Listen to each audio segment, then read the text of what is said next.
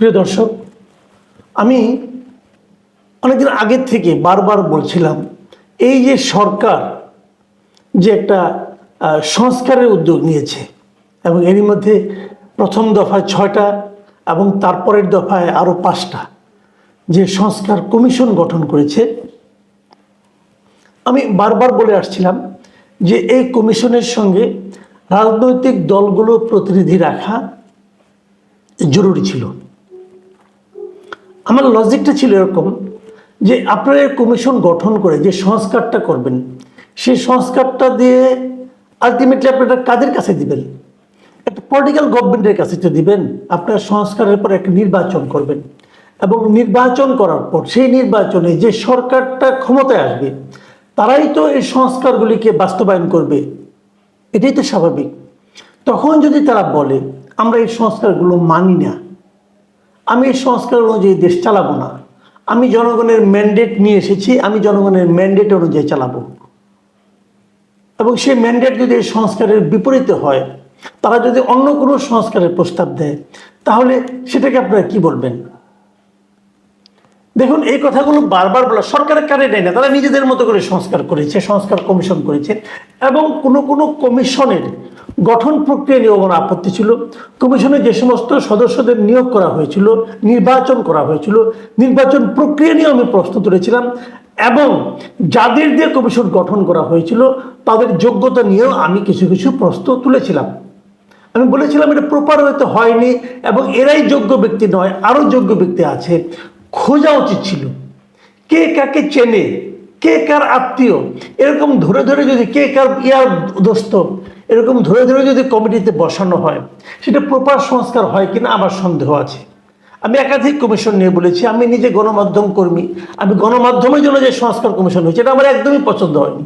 এদের সবাইকে আমি চিনি, আমাদের গণমাধ্যমে এদের ভূমিকা নিয়ে আমার প্রচুর প্রশ্ন আছে। এদের কি ভূমিকা আদৌ আছে এবং তারা কতটুকু ইতিবাচকভাবে গণমাধ্যমে পরিবর্তন করতে পারবে সেটা নিয়েও আমার প্রশ্ন আছে। যাক, সেটা আমি একজন ব্যক্তি, আমার প্রশ্নে কিছু যায় আসে না, আমার আলাপ বাদ দেন, আমার কথা ধরেন না।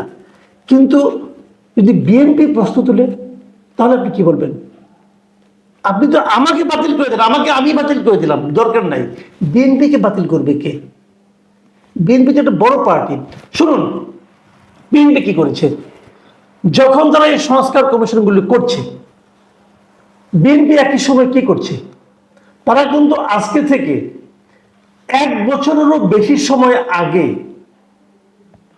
তারা কিন্তু রাষ্ট্র সংস্কারের জন্য 31 দফা একটা ঘোষণা করেছিল যে তারা কি কি সংস্কার করতে চায়।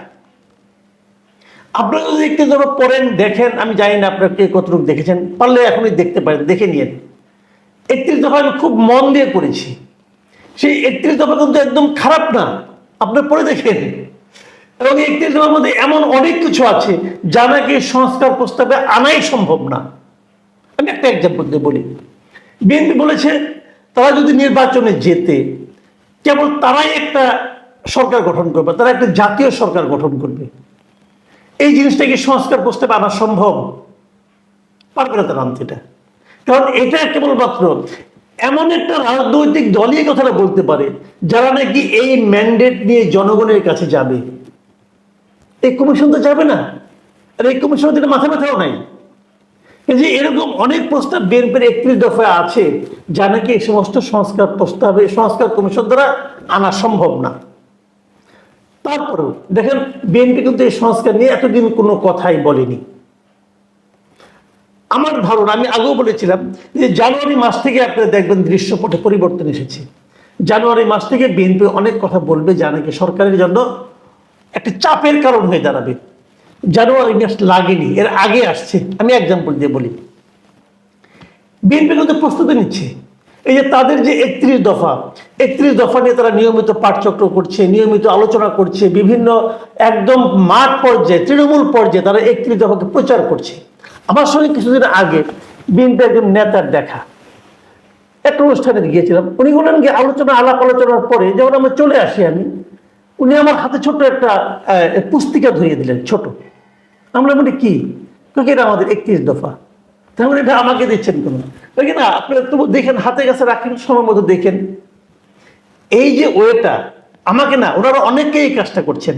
আমার ধারণা বিএনপি সেন্ট্রাল লিডারদের সবার পকেটেই এই 5-10টা করে পুস্তিকা আছে। এই পুস্তিকাটা কি? 31 দফা। 31 দফায় কি কি আছে এগুলো সুন্দর করে বর্ণনা করা আছে। বিএনপি খুব প্ল্যান্ড ওয়েতে 31 দফা প্রচার সারা দেশে চালাচ্ছে। কেন চালাচ্ছে বলুন? কেন চালাচ্ছে? আসলে তারা তাদের ফিল্ডটাকে তৈরি করছে। তারা অন্তর্বর্তীকালীন সরকারের যে সংস্কার কমিশনগুলি হচ্ছে তার বিপরীতে তাদের যে রাষ্ট্র মেরামতের সংস্কার যে দাবিগুলো আছে সেগুলো তারা মানুষের মধ্যে ছড়িয়ে দিচ্ছে। অতটা কি অন্তর্বর্তীকালীন সরকার পারছে? পারার কথাও না। তাহলে তারা কেন করছে এটা? এখানেই প্রশ্ন। সরকার যদি নিজেরা বিএনপিকে তাদের সংস্কার কমিশনগুলোতে ইনভলভ করত তাহলে হয়তো বিএনপি এই কাজটা করতো না। বিএনপি এই সংস্কারে মনোযোগ দিত। কিন্তু যখন সরকার তাদেরকে জিজ্ঞাসা করেনি তখন তারা নিজেরা নিজেদের মতো কাজ করছে। এবং আলটিমেটলি এই প্রচারণায়, এই প্রচারে বিএনপি জয়ী হবে, সরকার জয়ী হবে না। সরকারের সংস্কার সম্পর্কে কে কতটুকু জানে? সাধারণ মানুষ জানে কিছু? জানে না। এবং এই সংস্কার যারা করছে তারা কি এমন কোনো ব্যক্তি, এমন কোনো জনপ্রিয় ব্যক্তি যে তাদের সংস্কার দেখে মানুষ মোহিত হয়ে যাবে? যাবে না। তাদেরকে অনেকে চেনেই না। তো যাকে আমি চিনি না তার সংস্কার আমি গ্রহণ করব, আর যাকে আমি চিনি তারটা গ্রহণ করব না, সেটা কি হবে? হবে না। বিএনপির যে সংস্কার প্রস্তাব তার জন্য বিএনপি নিজেই দায়ী। বিএনপি জানে এই সংস্কার ভুল হলে পরে এই সংস্কার যদি কার্যকর না হয় তাহলে বিএনপির জনপ্রিয়তা কমবে।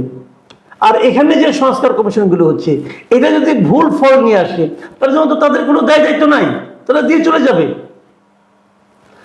এই জায়গাগুলোতে আমি এই কথাগুলি কেন বললাম দেখেন, আমরা দেখলাম দুদিন আগে টাইম ম্যাগাজিন ডক্টর ইউনূস এবং বাংলাদেশের সার্বিক পরিস্থিতি নিয়ে একটা রিপোর্ট করেছে।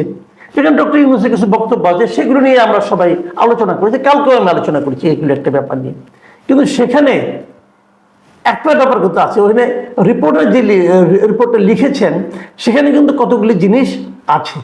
যেমন আমি ওই লেখাগুলোতে আপনাকে পড়ে শোনাই। আমি বাংলায় পড়ছি, আপনাদের ইংরেজিটা আপনারা দেখে নিতে পারেন। যে সংবিধান সংস্কারের বৈধতার জন্য গণভোটের প্রয়োজন রয়েছে কিনা সে প্রশ্ন উঠেছে। তবে এই সংস্কার প্রক্রিয়ায় বাংলাদেশের বর্তমান কোনো রাজনীতিককে যুক্ত করা হয়নি। যে কথাটা আমি বলেছিলাম সেটাই দেখেন। এটা কিন্তু আমি শুরু থেকেই বলে আসছি যে রাজনীতিবিদদের এখানে সম্পৃক্ত করা উচিত ছিল, তারা করেনি। এবং এ প্রসঙ্গে বিএনপির তথ্য প্রযুক্তি বিষয়ক সম্পাদক এ কে ওয়াহিদুজ্জামান কি বলেছেন সেটাও শুনুন, সেটা খুব গুরুত্বপূর্ণ। তিনি বলেছেন কোন রাজনৈতিক দলের সঙ্গে আলোচনা ছাড়াই তারা 6টি সংস্কার কমিটি গঠন করেছে। এটা ভালো লক্ষণ নয়, এটা কর্তৃত্ববাদী সরকারের ইঙ্গিত দেয়। কি বুঝলেন? মানে ওনার, আমি যদি ইংরেজিতে পড়ি তিনি কি বলেছেন?